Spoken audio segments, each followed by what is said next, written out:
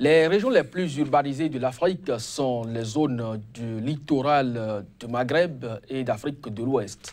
Quelques 40% des citadins s'entassent dans les mégapoles comme Le Caire, Lagos, Kinshasa, Abidjan, Cotonou, Johannesburg ou encore Casablanca, Freetown.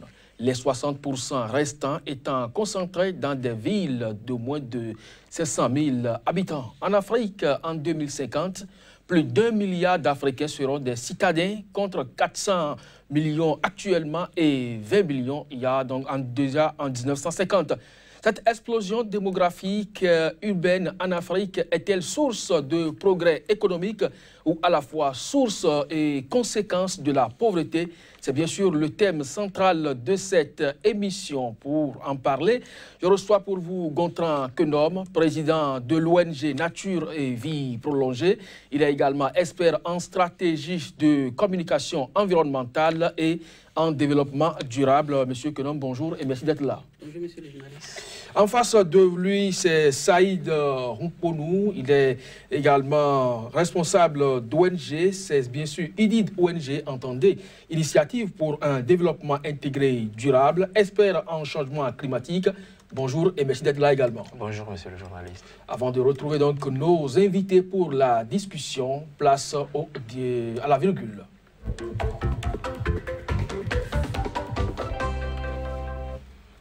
Chers invités, vous le savez déjà, les habitants de Freetown, capitale de quelques 1,1 million de personnes d'un pays les plus pauvres au monde, ont été surpris dans leur sommeil dans la nuit du 13 au 14 août, quand après 3 jours de pluie torrentielle, des boues sont donc envahis les rues et que des pans de collines se sont effondrés sur les habitations. Ces inondations, les plus graves de l'histoire récente de ces pays, ont tué du moins 162 hommes, 163 femmes, 70 garçons et 86 filles, ainsi que 18 personnes dont le sexe et l'âge n'ont pu être déterminés à ce jour. Alors, le bilan précédent faisant état déjà de 449 morts, on parle encore de plus de 600 disparus. Gontran Kenom, vous avez suivi cette actualité, votre réaction? Je l'ai suivi, monsieur le journaliste. C'est vrai, c'est bien dommage ce qui s'est passé, mais il faut reconnaître que depuis fort longtemps, les institutions essayent de faire comprendre aux différentes populations ce qui va arriver dans les années suivantes. Et c'est essentiellement des événements qui surviennent du fait du réchauffement de la température planétaire. C'est votre avis? Oui. Monsieur Saïd, vous avez suivi également cette information relayée par la presse internationale. Le président a appelé à l'aide. Comment est-ce que vous analysez ça? Je crois qu'à la suite de mon collègue, je suis d'avis. Vous savez, aujourd'hui, on ne prend pas encore la mesure des choses. 2 éléments essentiels à souligner. La première chose, comme il a bien dit, on ne prend pas encore la mesure des effets néfastes des changements climatiques aujourd'hui, surtout les zones les plus vulnérables. La deuxième chose essentielle, c'est qu'on ne maîtrise pas encore l'occupation spatiale. Parce que ça ne se conçoit pas qu'on laisse les populations s'installer dans des zones à risque et que quand le risque survient, la catastrophe survient, on commence à appeler à l'aide. On devrait anticiper en réalité sur l'installation des populations dans certaines zones. Parce qu'on sait que d'ici à là, les changements climatiques vont s'empirer. Il paraît que lorsque les autorités proposent à ces populations de se déplacer de ces zones à risque, elles refusent. Oui, vous voyez, le cas de Freetown, par justement, même pas seulement Freetown. Même au Bénin, nous avons des cas comme ça. Vous savez, aujourd'hui, il faut que l'État, il faut que les gouvernants prennent la mesure des choses, comme je le disais. Il ne s'agit pas C'est vrai, on doit recueillir l'avis des populations, on doit faire ceci, on doit faire cela, mais l'État aussi garantit la sécurité. L'État est garant de la sécurité de ces populations. Et je pense qu'il doit avoir une politique qui doit être mise en place pour, d'abord, dans un premier temps, anticiper sur l'installation des populations dans ces zones à risque. Si c'est a posteriori et que les populations se sont déjà installées, il faut mettre en place alors un mécanisme pour pouvoir les déplacer en douceur. En douceur, les déplacer en douceur, prendre donc la mesure des choses, c'est ce que Saïd recommande. Monsieur Kenom, le glissement de terrain, mercredi dernier en République démocratique du Congo, ça a fait au moins plus de 140 morts. En Guinée, tout dernièrement, c'est 8 personnes qui ont succombé suite à l'éboulement d'une décharge de fortes pluies. Et actuellement, alors nous sommes en train de parler, la Centrafrique est également sous la menace de cette inondation. Vous pensez effectivement que les autorités peuvent anticiper? Parce que nous sommes quand même au sein des capitales. Tout à fait. Et en réalité, ce qui se passe, les habitants, les populations s'installent suivant la pyramide d'Abraham Maslow et de l'infirmière américaine dont j'ai oublié le nom, vous me permettez. Donc c'est en fonction de cette pyramide que la population s'installe. Ça veut dire quoi? Ça veut dire qu'avant de s'installer, on tient compte d'un certain nombre de facteurs. Et ce qui se passe en Afrique, ça se passe dans tout le monde entier. Que ce soit en Chine, aux États-Unis, en Inde, ça se passe partout dans le monde. Les gens s'installent en fonction de là où ils peuvent trouver de bonnes respirations, là où ils peuvent bien respirer. Ça, c'est le premier besoin fondamental de l'homme. Le deuxième besoin fondamental de l'homme, c'est l'eau, là où on peut trouver de l'eau. Et c'est la raison pour laquelle les populations se sont installées le long des cours d'eau. Vous allez voir, le long de la mer, le long des fleuves, le long des rivières, les populations s'installent pour pouvoir trouver de l'eau à boire. La troisième raison fondamentale, c'est la nourriture. Les populations vont s'installer soit là où la terre est fertile, ou soit là où ils peuvent faire des jobs et trouver à manger. Et le quatrième besoin, c'est la santé. Là où les populations peuvent facilement trouver des hôpitaux et aller se faire soigner. Et le cinquième besoin, je vais m'en arrêter là, c'est la sécurité. Vous savez, dans les capitales et consorts, il y a beaucoup plus de la sécurité par rapport aux populations. Donc voilà la raison fondamentale qui avait défini les lieux d'installation des populations.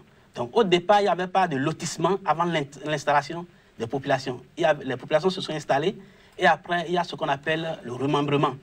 On essaie d'ajuster, de casser et de tracer des voies. Donc c'est ce qui s'est passé un peu partout. Donc les gens n'ont pas été prévoyants, comme vient de le dire mon confrère. Ils ont manqué d'anticipation au départ.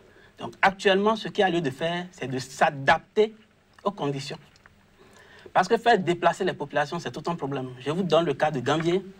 Il paraîtrait, selon mes documentations, qu'en 1979, un président nigérian avait fait une visite en direction de Gambier. Mais quand il était allé là, il a failli couler les larmes. Il a proposé de financer le déplacement des habitants de Gambier à l'époque. En ce moment, ce serait encore plus facile. On pouvait facilement les déplacer vers le plateau d'Ahomey-Calavi. Mais aujourd'hui, ce n'est plus possible. Et vous allez constater que c'est des populations qui sont attachées à là où ils sont nés. Vous faites tout, vous dites tout, vous leur proposez tout. Je vous donne l'exemple de Gambier et de Guézin, à côté. Il paraîtrait qu'à un moment T, on leur a donné une portion de terre quelque part, mais ils ont refusé. Et chaque année, ils sont inondés. Donc, dans les villes, Freetown, Cotonou et consorts, ce n'est pas encore ça même, l'inondation proprement dite. Vous allez au niveau des îles, vous allez à Gambier, vous allez à Guézin, vous voyez ce qui se passe, et c'est bien dommage.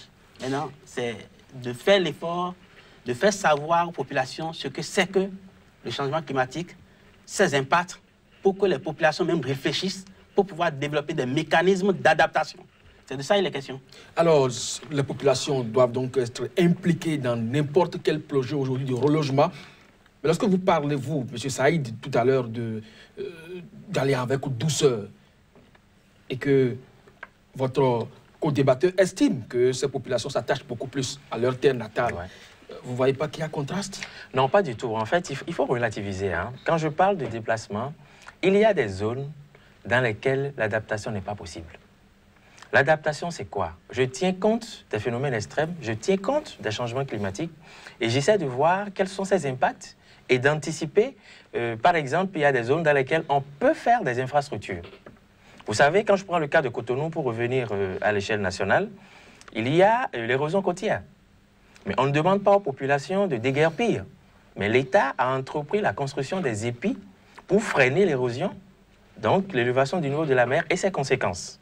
Mais il y a des zones à risque dans lesquelles il n'est pas possible, en fait, de faire de ces aménagements. Et les populations n'ont pas le droit d'être là. Je donne un exemple très simple, qu'on vit le plus souvent ici, dans les zones le long des cours d'eau, comme il vient de le dire. Les producteurs installent leur culture. le long des cours d'eau. Et quand les cultures sont inondées, on commence à crier. Qu'est-ce que vous voulez qu'on fasse dans ces conditions? Les autorités locales doivent anticiper sur l'installation en fait, de ces populations. Quand on revient maintenant aux villes, au niveau des villes, il y a deux éléments aussi qu'il faut voir. Il faut voir l'impact des changements climatiques sur les villes, mais il faut voir aussi l'impact des populations sur les villes et sur le réchauffement climatique. Parce qu'aujourd'hui, qu'est-ce qu'on constate? Comme il a dit, les populations sont là. L'urbanisation est grandissante. Donc, les conditions de vie déjà des populations se dégradent. Une urbanisation qui ne répond pas aux normes. Pas du tout. Compte tenu du fait qu'ils n'ont pas accès donc, aux services sociaux de base, etc., l'insalubrité, quand il y a inondation, les périls hydro-fécales, tout ça, etc., les maladies hydriques. Et aujourd'hui, tout ça est venu, les changements climatiques sont venus exacerber, sont venus aggraver, en fait, ces conditions. Donc, nous devons nécessairement aller vers une adaptation très rapide des populations dans les villes. Ça, c'est le premier élément fondamental. On est en phase, je suis d'accord avec lui. Et l'adaptation de ces villes est beaucoup plus compliquée aujourd'hui, compte tenu du fait que l'occupation spatiale est déjà mal faite. Déjà, quand vous obstruez, par exemple, parce qu'il ne faut pas tout mettre sur le dos non plus des changements climatiques. Quand vous obstruez les utoires naturels de l'eau, mais il y aura inondation quand il pleut. Or, la tendance aujourd'hui dans certaines villes, c'est que les pluies ont tendance à être concentrées sur un laps de temps.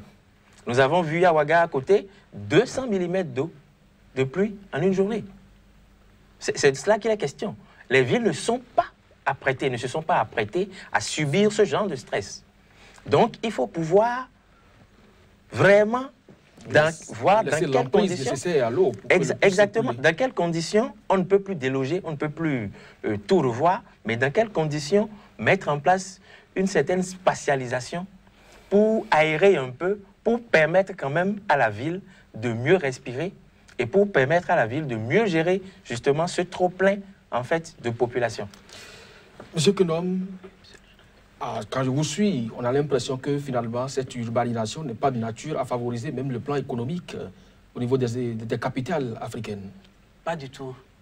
Et ce qui a lieu de faire fondamentalement, c'est de développer une politique de désengorgement des villes. Mais puisque les populations veulent se rapprocher de leur centre de travail, un peu comme ce qui s'est dit en Afrique, voilà. Qu'est-ce qui est possible? C'est pour ça que je parle de développement de politique. Comment on peut désengorger, par exemple, la ville de Cotonou? C'est de créer une autre ville. Parce que nous savons tous que Cotonou, par exemple, est une ville à risque. On va faire une étude de terrain, voir un plateau où il y a assez d'espace et désengorger. Et Ouida, par exemple, était la première ville de l'AOF, de l'Afrique occidentale française. Mais aujourd'hui, on a constaté que toutes les populations viennent à Cotonou. Parce qu'il y a l'administration à Cotonou, il y a le port à Cotonou, il y a facilement de l'eau à Cotonou. Donc, lorsque l'État va créer une autre ville, déménager l'administration, déconcentrer l'administration, vous allez voir que naturellement, les populations vont commencer par se déplacer vers les autres villes. Et de peut-être 10 000 habitants ou bien 20 000 habitants, ils peuvent revenir à 5 000. Le carré qui est aujourd'hui peut-être à 100 millions dans certains endroits peuvent chuter et revenir à 10 millions selon le cas. Donc c'est un peu comme ça se passe. Alors, votre co-débatteur estimait tout à l'heure que la population aussi a un impact sur l'environnement, sur le climat en général. Est-ce que vous souscrivez également à cette vision des choses?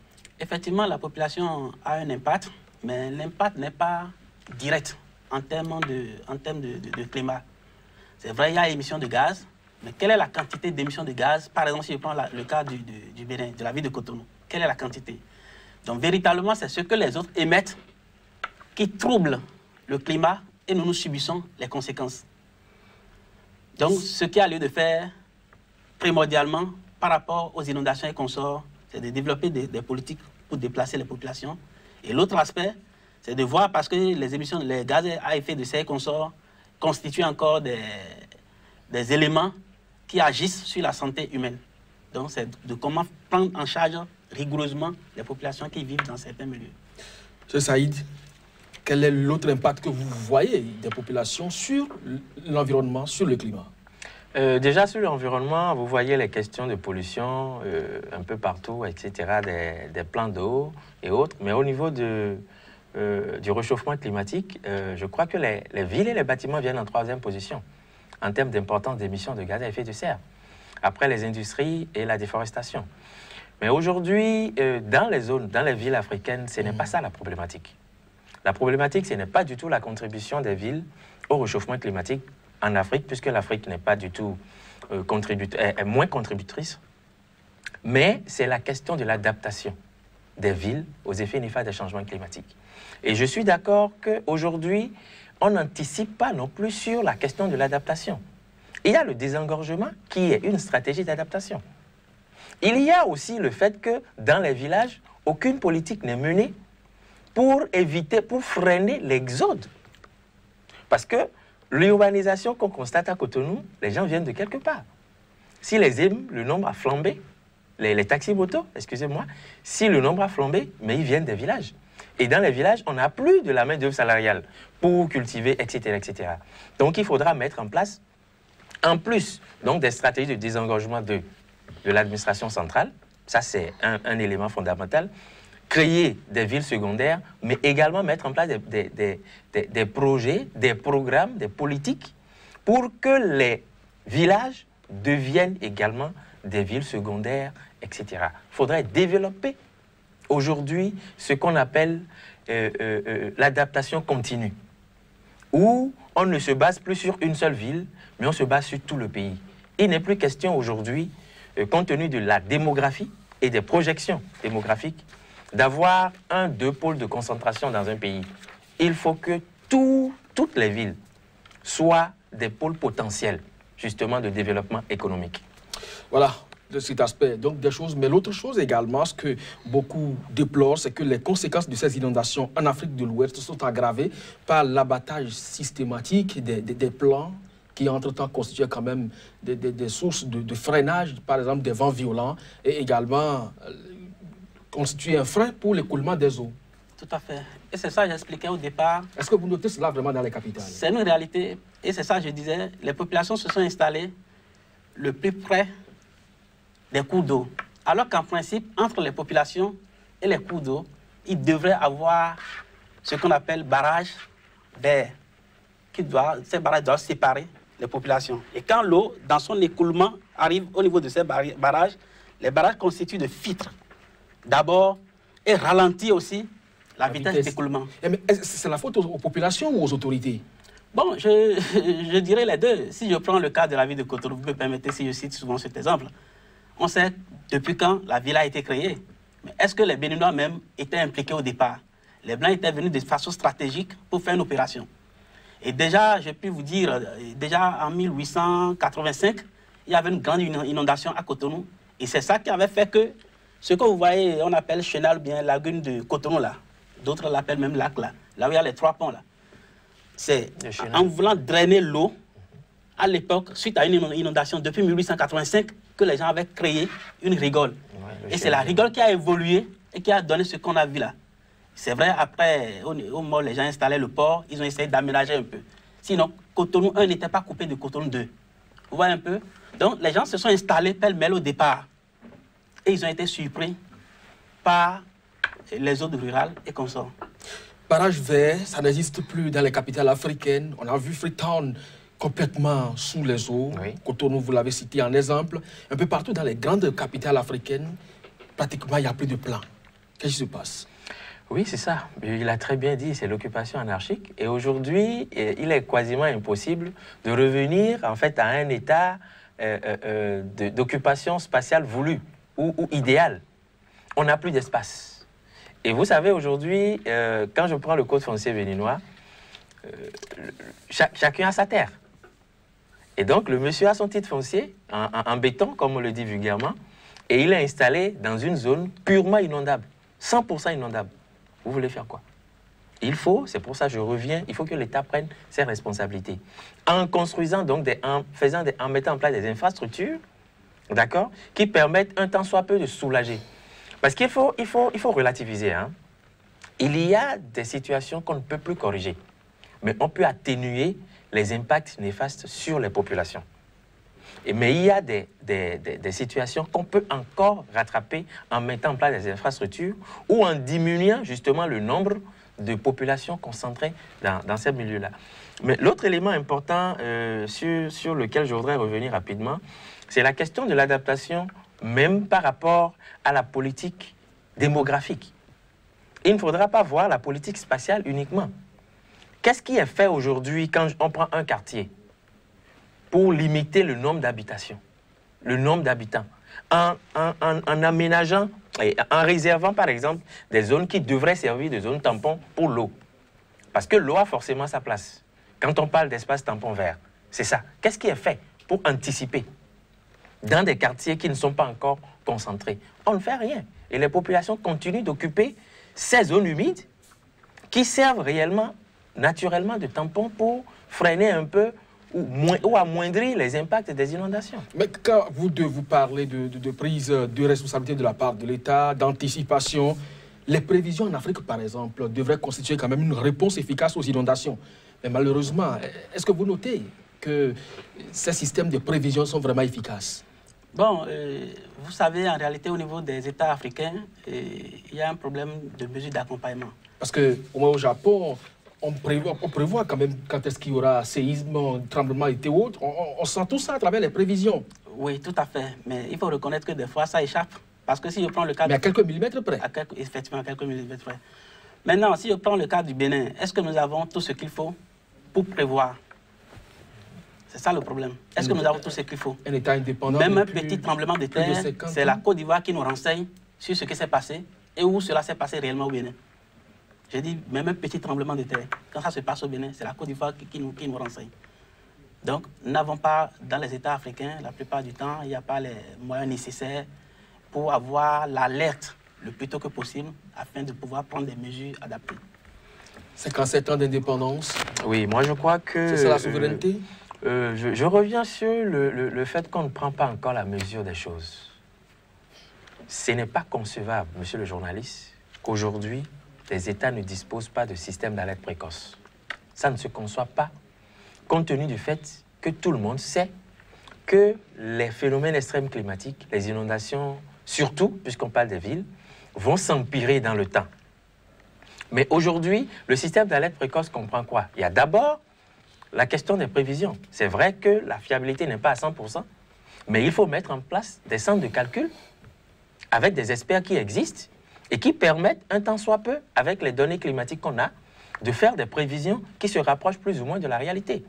La deuxième chose, il faudrait avoir des canaux de diffusion rapides pour atteindre l'occupant lambda de la ville ou du village. Et la troisième chose importante, c'est qu'il faut mettre en place des mécanismes d'accompagnement pour anticiper sur le phénomène, pour gérer le phénomène quand il est là et pour le gérer après. C'est cela. Mais on ne peut pas aujourd'hui concevoir que dans la plupart de nos pays, de nos grandes villes, on n'a pas de système d'alerte précoce. Ce n'est pas possible. Ça se passe un peu partout sur le continent, mais aujourd'hui, Gondra-Kunom, vous vous désolez, tous deux sur ce plateau, en tant que responsable d'ONG, mais qu'est-ce que vous faites à votre niveau pour que les autorités prennent conscience de ce qu'il faut pour ce système d'alerte pour prévenir quand même les populations d'un danger imminent, comme l'inondation? À toutes les occasions, on essaye d'appeler l'attention des autorités sur le fait. Mais malheureusement, je ne saurais le dire parce que je ne suis pas dans le secret des dieux. Ce qui les préoccupe si tant, pour qu'ils ne prennent pas, tel que mon confrère vient de dire, pour qu'ils ne prennent pas au sérieux les questions liées à l'environnement. Et je l'ai déjà dit une fois sur ce plateau, et pour le moment, quand on parle de développement durable, c'est l'économie, c'est le social et c'est l'environnement. Mais par rapport à l'environnement, où en sommes nous, nous Africains? Donc c'est pour ça que je dis la sensibilisation doit commencer par l'État. Il faut que l'État ait le sens de mesure. Et là où les situations sont souvent graves, vous avez vu ce qui s'est passé à Freetown. C'est là où il y a des collines. C'est souvent là où il y a des collines, il y a des montagnes qu'on sort. Et quand ça se passe quelque part où il n'y a pas de population, il n'y a pas d'habitation, c'est sans danger, quoi. Ça passe en sourdine. Vous voyez un peu? Donc ça s'aggrave quand il y a d'effondrement et les habitations se retrouvent sur des décombres. Donc, si je prends le cas du Bénin, par exemple, si vous prenez la zone de Savalou, les collines de Savalou, de Dassaï qu'on sort, Moi, j'ai crié toujours, j'ai tout le temps crié, j'ai tout le temps appelé l'attention des autorités. Mais juste là, les populations sont là. Et on comprend aussi que c'est des populations qui ne sont pas prêtes à se déplacer. Mais déjà en 2010, il y a quand même eu des inondations dans le Bénin. L'inondation du Bénin, il y a eu des morts, mais pas autant de morts, parce qu'il n'y avait pas de décombres. Et si je vous donne l'exemple de la catastrophe nucléaire de Fukushima Daiichi au Japon, c'est justement parce qu'il y avait des habitations dans les entourages qui avaient beaucoup de morts. Sinon, la catastrophe nucléaire de Tchernobyl était plus grave que la catastrophe de l'autre côté. Donc c'est quand il y a souvent d'habitations, il y a d'effondrement, les populations se retrouvent sous l'eau et sous des décombres en même temps, c'est en ce moment que ça devient plus compliqué. Sinon, inondation elle-même, elle ne crée pas trop de mortalité, mais il y a des victimes en matière de matériel. Saïd, au niveau de IDID ONG, qu'est-ce que vous faites en termes d'alerte pour quand même obliger les autorités à prendre conscience du danger? Oui, je voudrais revenir sur un élément, si vous le permettez. En 2010, nous avons connu les inondations les pires, hein, en termes de dégâts, de pertes en vies humaines et autres. Et donc, je suis peu d'accord avec lui quand il parle de dégâts pas très importants par rapport aux inondations. Regardez ce qui se passe dans la vallée, par exemple. J'avais précisé humain. Chaque année. Okay. En termes de mortalité. Oui, mais en 2010, nous avons eu beaucoup de pertes en vie humaine aussi, en 2010. Oui, c'est pour ça que je dis pas autant. Chaque année, à Malanville, Karimama, il y en a toujours. Oui. C'est vrai qu'on a fait un pas, parce qu'il ne faut pas seulement jeter la pierre, il faut reconnaître aussi ce qui a été fait. Par rapport au projet SAP, il y a eu un système d'alerte qui a été mis en place par rapport au risque d'inondation, d'élévation au niveau de la mer et autres, et qui permet aujourd'hui au Bénin quand même un peu d'anticiper. Ce que nous faisons en tant que société civile, c'est d'abord, dans un premier temps, d'attirer l'attention de nos dirigeants sur le fait qu'il faut inclure aujourd'hui les changements climatiques dans toutes les politiques. D'abord à l'État au niveau central, d'accord, au niveau sectoriel. Et aujourd'hui, vous voyez, les communes sont dans le processus d'élaboration des PDC3, de plans de développement communaux 3e génération. D'autres ont fini. Donc, il est incontournable aujourd'hui que les questions de transition énergétique, de changement climatique, de gestion des catastrophes doivent être prises en compte à l'échelle communale d'abord. Ça, c'est important. Ensuite, en tant qu'ONG, nous avons des réseaux à l'échelle nationale où nous faisons la veille, en fait. Il y a le réseau Pro-Environnement, qui est la plateforme des réseaux d'ONG au niveau national. Il y a le réseau BP3C, Benin Partnership for Climate Change Challenges au Bénin, donc qui est exclusivement concentré sur les questions d'adaptation, d'atténuation aux effets néfastes des changements climatiques. Et je crois qu'aujourd'hui, des avancées sont notables, surtout dans le secteur agricole. Vous savez que l'agriculture est la base de l'économie au Bénin, je ne vous apprends rien, et c'est le secteur le plus vulnérable aussi. Et donc, ça crée directement les questions d'insécurité alimentaire, aggravant la pauvreté et autres. Donc, il y a des stratégies d'adaptation qui sont mises en place et qui sont diffusées dans le monde paysan, au niveau des agriculteurs et agricultrices. Mais est-ce que les ONG sont en réseau pour pouvoir travailler en symbiose? Parce que là, vous êtes tous dans le développement durable, mais est-ce que vous travaillez en synergie d'action? Oui, oui, tout à fait. C'est ce que je disais tout à l'heure. Vous avez, au niveau de IDID, par exemple, vous avez vos réseaux qui travaillent, mais d'autres ONG qui travaillent dans le même sens que vous, qui œuvrent pour les mêmes ambitions. Est-ce que vous êtes en communication? Oui, en fait, ce n'est pas une question de réseau de IDID. Nous essayons de créer le réseau et de l'ouvrir à toute ONG compétente qui travaille sur la thématique. Ce qui fait qu'aujourd'hui, le Bénin est avancé en termes de la contribution de la société civile sur des questions d'environnement et sur des questions de changement climatique. Il y a beaucoup d'ONG à l'échelle nationale, du sud jusqu'au nord, qui militent en réseau, en synergie d'action et qui mettent ensemble leurs compétences. Je vous donne un exemple. Pour une action à l'échelle locale, on prend par exemple une ONG qui a des compétences en question d'adaptation au changement climatique et une autre qui a des compétences sur les questions de transition énergétique, d'accord, solaire, biogaz, etc. Et elles vont ensemble pour vraiment sensibiliser les autorités locales, les communautés locales par rapport aux enjeux et les stratégies à mettre en place. Monsieur Konom, est-ce qu'il y a cette relation entre les ONG pour véritablement donner un effet au niveau national? Il y a des relations, nous sommes souvent en réseau. Quand on se retrouve quelque part, on fait toujours le débat, mais il manque souvent de mesures d'accompagnement. sinon fondamentalement, parce qu'il a abordé un aspect très important, un aspect lié à la production agricole, et c'est là même le vrai danger. Déjà aujourd'hui, il y a près de 25 000 morts à cause de la famine, à cause de la pauvreté. Et selon les estimations, dans les années suivantes, il y aura une baisse de près de 25% encore de la production. Oui. Vous comprenez? Alors qu'il y a un autre expert, ça c'est le JEC qui l'a dit. Maintenant, il y a un autre expert de CIRAD qui dit qu'il faut nécessairement une augmentation de près de 70%. On demande une augmentation de près de 70% pendant que au niveau de la production, au niveau de la production, une augmentation de près de 70%. Alors qu'on annonce une baisse de 25%. Ça veut dire qu'il y aura de mortalité les années à venir. Les années à venir. Du fait de la famine. Du fait de la famine. Donc il faut alors aller vers des variétés aussi adaptées aux perturbations, des variétés adaptées au changement climatique et sensibiliser, travailler la psychologie des populations au lieu de faire des cultures en pleine saison, là où il y a souvent d'inondations, on peut attendre et faire des cultures de décrue. C'est des stratégies que nous développons sur le terrain, mais il faut de l'accompagnement. Je vous donne un exemple. Dans un passé récent, il avait été annoncé qu'il devrait y avoir de l'inondation, c'est-à-dire la montée de la mer.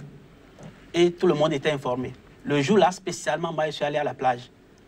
De la plage Togbin jusqu'à la plage Fidjrosser. Et c'était exprès. J'ai questionné les populations, elles n'étaient pas au courant.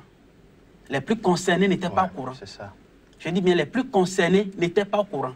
Ça veut dire que l'action de sensibilisation n'a pas marché. Ce n'est pas les médias. Les gens n'ont pas de radio, ils n'ont pas de télévision. C'est pour ça qu'il a parlé de stratégie de communication, je suis entièrement d'accord. Il faut mettre en place un système de communication pour pouvoir toucher effectivement la base, les plus concernés. Ceux qui sont en ville savent qu'ils devraient avoir un truc comme ça. Mais les plus concernés sont là, dans leur sommeil. Et si vous permettez, en fait, et c'est le challenge justement des systèmes d'alerte précoce.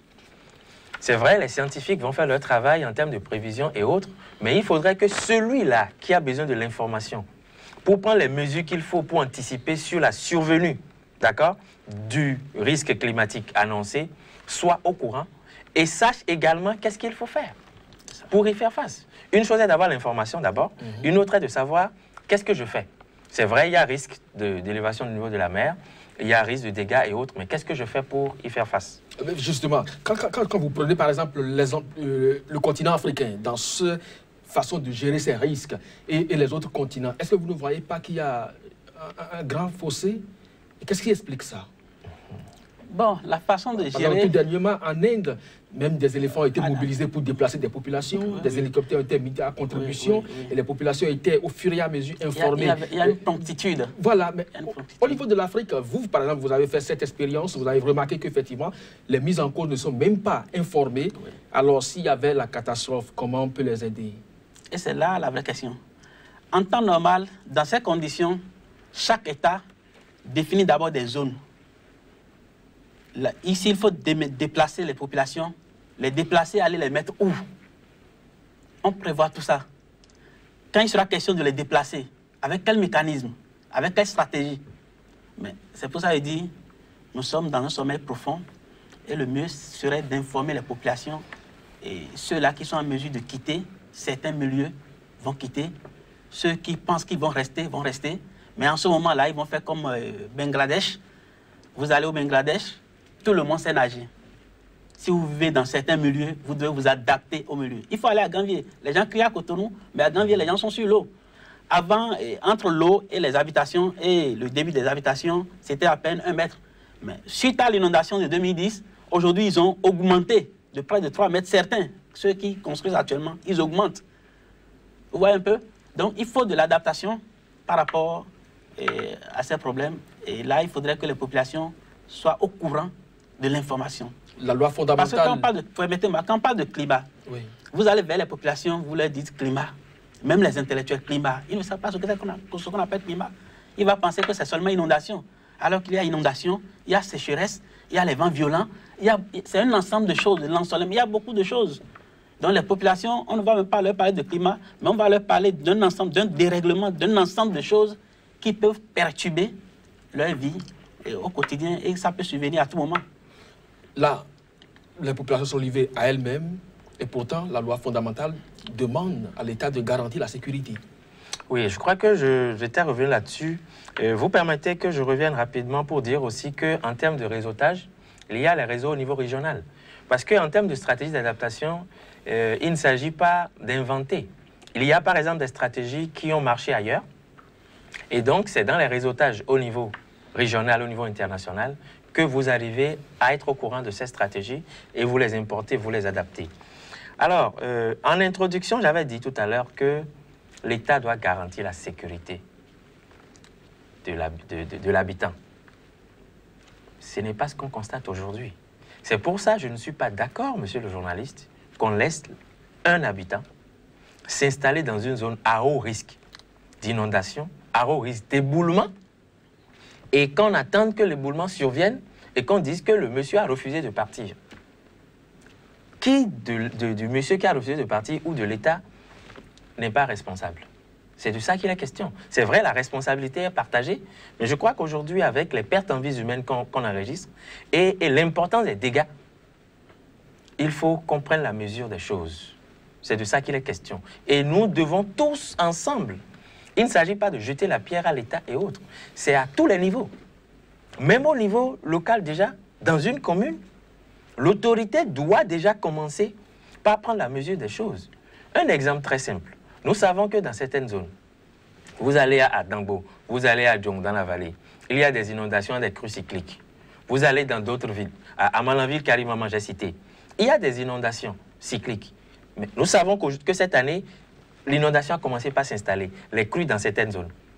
Qu'avons-nous fait au niveau local pour déjà informer les populations, pour déjà anticiper sur la chose, pour que ces populations puissent ne plus installer, par exemple, les cultures, pour que ces populations puissent se déplacer temporairement, parce que ça aussi, l'eau n'occupe pas indéfiniment le milieu. Donc, une stratégie d'adaptation, c'est de se déplacer temporairement pour ne pas être victime, d'accord? Et quand l'eau se retire, vous revenez. Mais que faisons-nous déjà au niveau local avant de jeter la pierre à l'État central? C'est ça la problématique. Même au niveau des OPA, au niveau des organisations professionnelles agricoles, des groupements de producteurs, etc., que faisons-nous en tant qu'individu pour anticiper sur la chose? Moi, je pense que la responsabilité est partagée. Et aujourd'hui, en tant que société civile, l'appel qu'on peut lancer, c'est vraiment d'avoir des mesures d'accompagnement, comme il a dit. Parce que le plus souvent, ce qui est désolant, c'est tout comme si la société civile compétit avec l'État central. Alors qu'en réalité, nous militons pour la même cause. Et mieux, avec de petits financements, nous avons des impacts beaucoup plus grands que ce que l'État central fait, compte tenu de la compétitivité, de la technicité et aujourd'hui de notre proximité avec les bénéficiaires finaux. Donc, vous recevez des financements de la part de l'État pour vos actions? Non, justement, c'est de ça qu'il est question. Aujourd'hui, je pense que nous devons mettre en place un mécanisme pour que la société civile soit partie prenante, soit intégrée. C'est vrai que ça a commencé avec la plateforme pour l'environnement, où nous prenons activement part à des activités pour un peu orienter techniquement les décideurs à divers niveaux. Mais je pense qu'aujourd'hui, nous devons aller plus. Parce que les ONG sont compétentes et elles font beaucoup plus qu'on ne le pense, déjà à proximité avec le bénéficiaire, avec le groupe ou les groupes vulnérables qui sont directement impactés par les changements climatiques. Monsieur Koudom, vous avez évoqué tout à l'heure le groupe des experts pour le changement climatique, le GIEC, qui donne déjà des signaux très forts.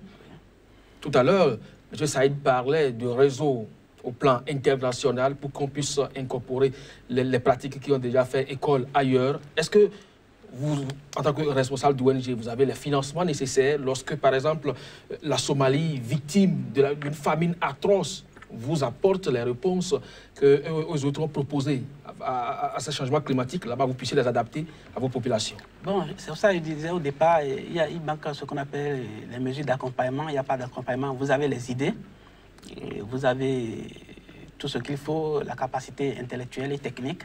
Mais malheureusement, il n'y a pas les mesures d'accompagnement. Et sans mesures d'accompagnement, on est bloqué. Vous venez de citer le JEC qui est un organe politique de l'ONU. Et déjà, l'ONU a fait des prévisions. C'est pour ça que j'ai dit tout à l'heure, c'est bien dommage ce qui est arrivé à Freetown.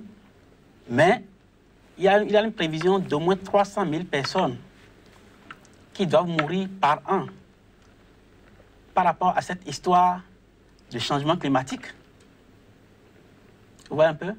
Donc c'est ça la réalité. Et il y aura près de 83 millions 500 trucs là, de personnes qui vont se déplacer. Donc il n'y a pas encore de déplacement vers les villes. Il y aura davantage de déplacements vers les villes et dans certaines localités. Vous craignez beaucoup plus de réfugiés climatiques désormais? Il y a un groupe norvégien qui a signalé qu'aujourd'hui, il y a 3 fois plus de réfugiés climatiques que de réfugiés de guerre même. C'est ça. Saïd Ronko, nous on va bientôt sortir de cette émission. Vous pensez, vous, aujourd'hui, que l'urbanisation, au lieu d'être un facteur de croissance économique, est source de pauvreté? Oui, je voudrais revenir un peu sur les prévisions du GIEC, si vous le permettez rapidement. L'autre élément important qu'il faudra souligner, c'est qu'aujourd'hui, nous sommes à une tendance de réchauffement vers les 2 degrés C. Et le GIEC a été sans équivoque en disant, si jamais nous dépassons la barre du réchauffement de 2,5, voire 3 degrés C, personne ne maîtrisera donc les conséquences exactement du réchauffement. D'où les questions d'accord de Paris, etc. Mais la question qui se pose, fondamentale, qu'il faut se poser aujourd'hui, est-ce que nos gouvernants ont pris la mesure de ces prévisions? L'Afrique de l'Ouest est la zone la plus vulnérable en Afrique. Est-ce que nous avons pris la mesure de ça?